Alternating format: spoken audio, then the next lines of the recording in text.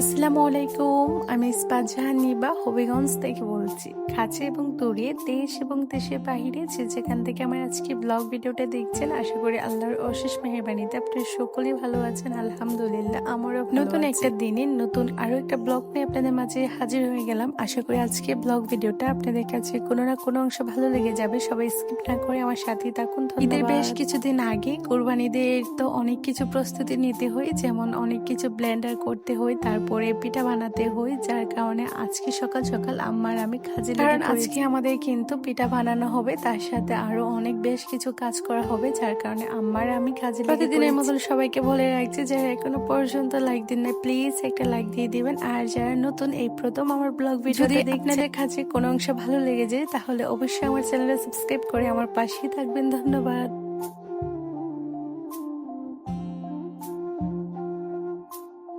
তো এখানে খাই করা শেষ, এখন চলে আসছি পিঠা বানানোর জন্য। এখানে কিন্তু আমার অনেকজন লোক ছিলাম পিঠা। আমাদের কিন্তু গ্রাম অঞ্চলের নিয়ম হলো, যেমন আজকে আপনি পিঠা বানাবেন, একটা ডেট ছিল যে ওই দিন আমি বানাবো, সেই দিন তোমরা বানাবে, সেরকম ভাবে একটা ডেট ছিল। তো আজকে ডেট ছিল আমাদের, যার কারণে আমারও পিঠা, যেহেতু অনেকগুলো পিঠা বানানো হয়, যার কারণে একা একা এতগুলো পিঠা করা সম্ভব না, যার কারণে কিন্তু এক এক করে আমরা সবাই পিঠা বানাই। আর অনেক লোক থাকে, পিঠাগুলো কিন্তু খুবই তাড়াতাড়ি বানানো। তো আমারও রুটি পিঠা বানানো শেষ করে তারপরে আম্মা চলে আসছে এখানে তেলের পিঠা বানানোর জন্য। তো তেলের পিঠার জন্য যে খাইটা লাগবে, তো সেই খাইটাই আম্মা এখানে করে নিচ্ছে। আর অন্য পাশে কিন্তু আমি রুটিগুলো চেক দিয়ে দিচ্ছি। আর আমাদের এখানে কিন্তু বেশ কিছুদিন আগ থেকেই কিন্তু ঈদের একটা ধুম চলে আসে, যে ঈদ ঈদ আসছে এরকম একটা ভাব। তো অনেক বেশি ভালো লাগে এইগুলো।